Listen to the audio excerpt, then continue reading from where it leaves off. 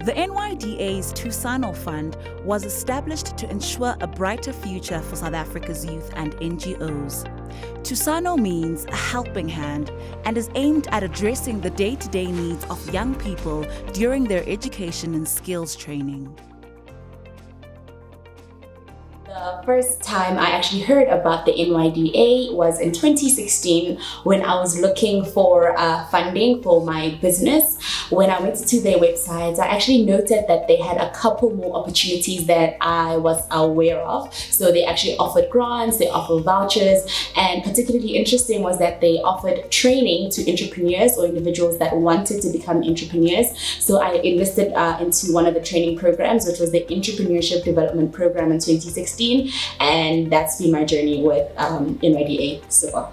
I've learned of NYDA during my first year in the university when some students were asking for financial assistance from a friend, and then the friend referred them to check on NYDA. That's when I heard of the existence of NYDA. I learned about NYDA from Mutetema Youth Center. That is one place where they share opportunities like business funding, education, bursaries, and more. So how I found out about the NYDA was basically through a platform my sister runs, which is called Youth Stand, where she advertised various opportunities for students, basically. And she already knew, because she's my sister, she already knew I was in debt from school, which is why I actually transitioned careers, but she knew I wanted to eventually use that degree and go forth in the BCom and just how it relates to the industry. So she posted up and then she's like, you should apply. And then I checked out the opportunity and then I applied and I'm here now. Being unable to obtain your qualifications because of outstanding fees can place a huge burden that may hamper future dreams. Hence, the NYDA has made it its primary objective to assist students who find themselves in financial difficulty. They were able to fund my fees that I owed the university for a year course that I could not pay. So my certificate at that time were withheld and my results, but through their help, I was able to obtain that. NYDA funded me with my outstanding tuition fees, of which they were from 2016, my first year, till 2018. So they funded me all of those tuition fees, which I couldn't pay for it because I'm from a poor background. Then they were there to help me pay for my fees. NYDA helped me in obtaining my degree in public management. NYDA, they helped me to pay my outstanding fees with the University of Johannesburg. I didn't have money to pay for my fees, so I had outstanding fees. So they paid for my outstanding fees after I graduated. And now I'm using the same degree that NYDA paid for me to practice agriculture. And the knowledge that I have is the knowledge that I'm using from school and in the help from NYDA. Assistance from the Tusano Fund through the NYDA makes it possible for students to not only obtain current qualifications, but also create a springboard for them to study further if they so wish. Like, I'm the first one to graduate in my family, but besides that, I feel like it's opened the opportunities that I went into BCom wanting in the first place, like in terms of just learning about how I can use the BCom degree in advertising and how I can explore the industry from that perspective. So it really helped me put a foot in, you know. So in that sense, I'm able to accomplish one of my dreams, basically. I must say that NYDA has improved my life positively because firstly, I was owing an amount that I was unable to settle for 4 years.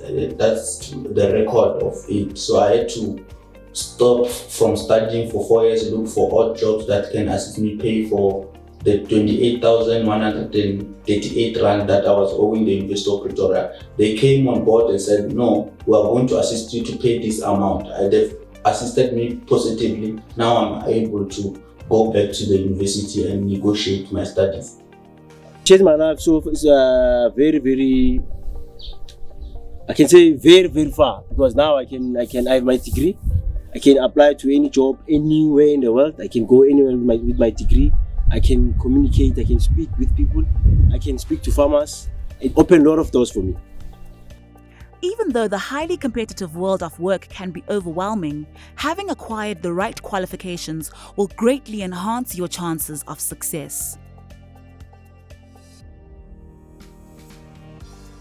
I'm closer because even in terms of like the job opportunities that I look for and sometimes do get offered, they are in line with what I want to do, and I can be able to qualify, because that's important, to qualify for that opportunity and apply for it and apply myself. And that's, I feel like I am closer with that. I wouldn't have gotten in without that degree, which NYDA helped me get. I'm actually currently participating in an 18-month graduate program with a company called Mastercard Southern Africa. I'm in my 13th month now, and I would actually say it's because of my qualification, therefore also lining up with NYDA helping me to fund my qualification and pay off my fees, that I'm in this position where I got the job. Because one of the requirements for this specific graduate program that I'm enlisted in now was that you had to have really good grades, and you're going to be essentially finalizing and concluding your qualification. So it's because of NYDA that I stand here today, and I don't have any school debts, but also two, I have my qualification, and I was able to take my qualification to the company that I work for and say, hey guys, so I'm done with my qualification, I meet the requirements that you need, and there's actual evidence, my transcript, which I know that normally you wouldn't get if you haven't paid up your fees. I would say I'm close enough, because I've got hope with where I am and where I need to go from here. So I also have a board exam with HPCSA in October. Currently, I am employed on contract basis. I'm a teacher assistant at a local school called Mafatre Primary School. The journey to academic success, no matter how challenging it may be, begins with determination. I was raised by my dad, yes, single dad. We went to school, and initially he was paying for my tuition at school. I have two other siblings, so the one couldn't go to varsity, but for me, he tried to make sure that, I go. But in the final year, he got sick, and he needed to pay his medical bills and stuff like that. So he couldn't pay for my final year. I don't know my father. My father left me when I was 2 years. It was 1994. My mother told me that he went for job seeking in Joburg. Even today, he never came back. We don't know about him. So it's me and my mother.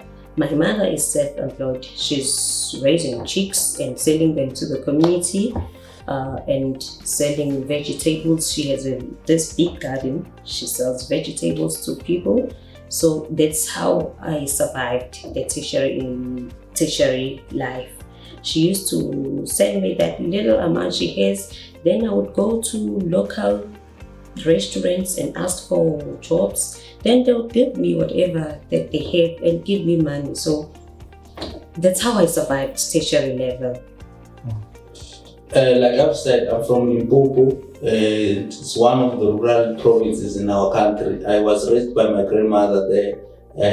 Didn't have my father. My mother was somewhere in Gauteng trying to find a living. So I had to grow up in the hands of my grandmother, known by everyone that I come from a poor background.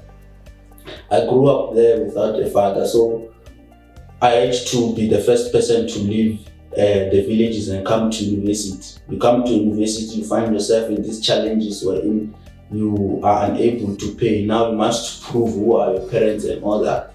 So I had to rely mostly on the information that can be provided from the headman, from the tribal communities there to assist. So I come from a rural background. I come from a poor family, very much disadvantaged.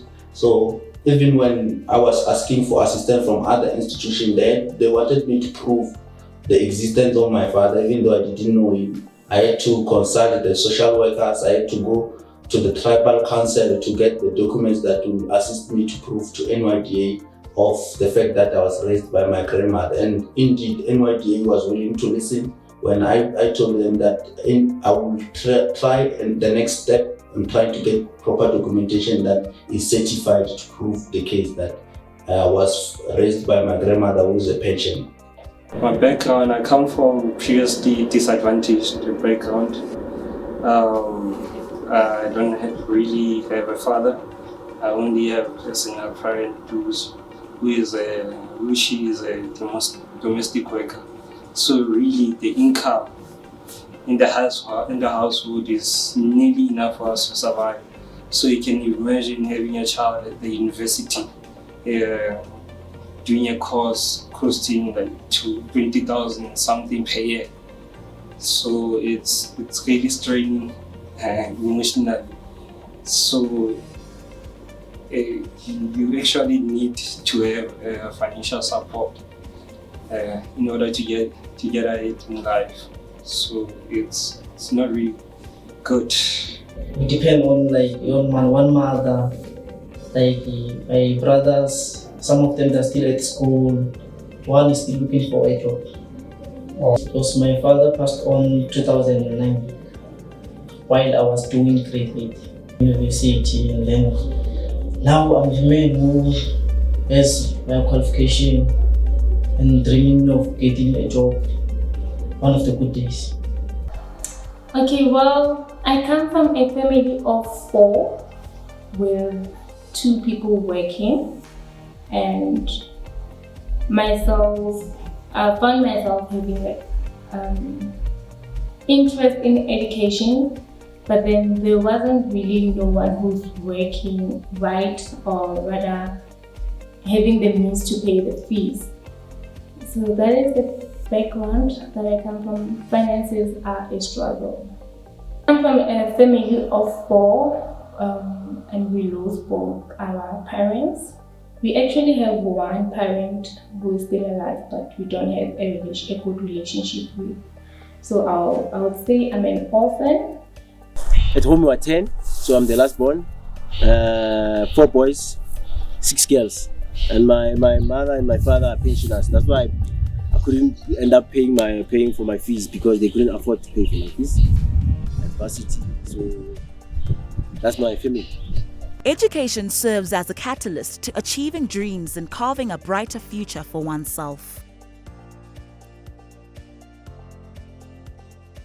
I must say that firstly, we must look at education as the tool for development, and within the scope of that education, it requires resilience. Young people must be resilient, more especially when they want things that speaks unto their future. They must be resilient. I had to wait for 4 years for this intervention. Not only to say that it came immediately. I have been applying to a point when NYDA was saying that they've ran out of the budget. I had to persist on checking up on them up until they told me that the allowance to cover my fees was available. So resilience is one thing I would say that young people must know that we need to be there, we need to keep on going, and indeed at the end there is a brighter future there. So it's basically to just keep going, no matter what obstacles come in your way, because your dreams are deserving of your courage to go out and look for what you want, and find it, and just keep being persistent and determined, because there are many obstacles that will come in your way. Like with me, it was the outstanding fees and stuff. So in that way, I just kept going. I kept applying for different opportunities until I was able to get that one opportunity that opened up sort of like the world for me. I'll advise young people not to be discouraged with not having finances, and also not to stop studying. Let's continue studying and also looking for finances. Just don't sit down and wait for funding for you to pursue your education. Regardless of your background, do what you want to do what you love most, conquer, no pressure, no excuses. Whether you're coming from a poor family, rich family, if you have goals that you set, before school, before whenever you want to do something, you'll achieve them.